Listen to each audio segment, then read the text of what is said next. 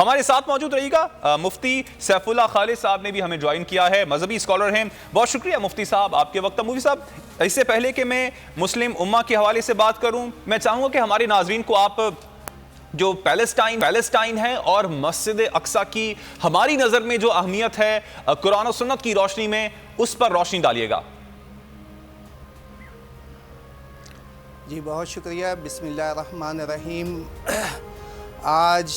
جو مسجد اقصیٰ اور اہل فلسطین ارض مقدس کے رہنے والے مظلوم مسلمانوں کے ساتھ جو جارحانہ رویہ اختیار کیا جا رہا ہے، اور میں یہ سمجھتا ہوں کہ یہ 1948 سے لے کر آج تک جو بھی ظلم روا رکھا گیا، اور آپ جانتے ہیں بخوبی کہ وہاں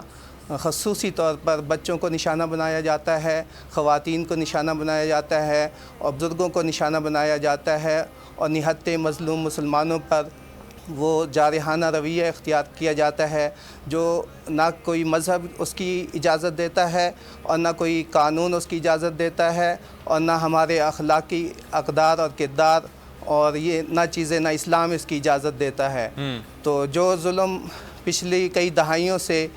فلسطینی مسلمانوں کے ساتھ روا رکھا جا رہا ہے، اس پر مسلم امہ بھی خاموش تماشائی کی حیثیت سے دیکھ رہی ہے، اور ہر دفعہ اجلاسات پر بات ختم ہو جاتی ہے، اور ہمارا عالمی اقوام متحدہ کا جو ادارہ ہے UNO، وہ بھی قراردادوں پر ہے۔ اب بات قراردادوں پر نہیں بلکہ عملی طور پر کوئی مؤثر حکمت عملی اختیار کرنے کی ضرورت ہے۔ پچھلی کئی دہائیوں سے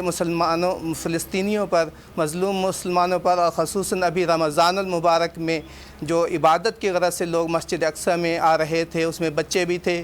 خواتین بھی تھے، بزرگ بھی تھے، نوجوان بھی تھے، اور ان کے ساتھ جس طرح ان کے اوپر دستی بموں سے، ہینڈ گرنیڈوں سے اور گولیوں سے ان کو نشانہ بنایا گیا، یہ سفاکیت اور ظلم اور بربریت کی وہ عظیم داستان ہے جو پچھلے کئی دہائیوں سے مسلمانوں کے ساتھ روا رکھی جا رہی ہے۔ اور یہ تمام صورتحال مفتی صاحب تمام اسلامی ممالک کے سامنے تو ہے ہی ہے، دیگر جو قوتیں ہیں ان کو ہم سائیڈ پہ بھی کر دیں، اپنوں ہی کی ہیں۔ آپ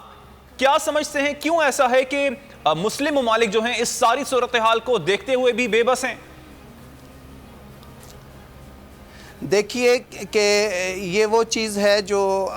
ہماری مسلم امہ خاموش تماشائی کی حیثیت سے پچھلے کئی دہائیوں سے یہ سلسلہ جاری ہے، تو ہمیں چاہیے کہ من حیث الامہ بحیثیت مسلم امہ امت مسلمہ اس پر فی الفور جو ہے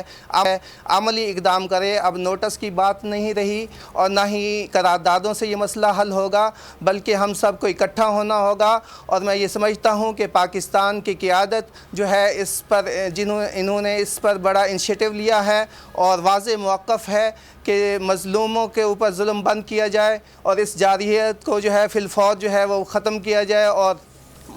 مظلوم فلسطین اور فلسطینیوں کے رہنے والوں کا ان کا جو بنیادی آئینی قانونی حق ہے وہ ان کو دیا جائے، اور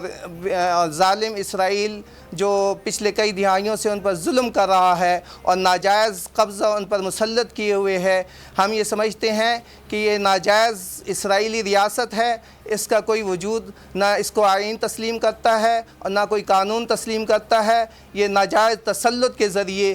جو ہے وہ ان پر ظلم روا رکھے ہوئے ہیں، اور میں یہ سمجھتا ہوں کہ یہ اسرائیلیوں کا سابقہ کریملن ریکارڈ آج سے نہیں 1500 سال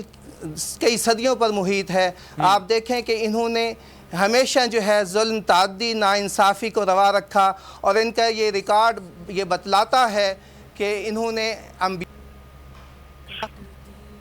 ٹھیک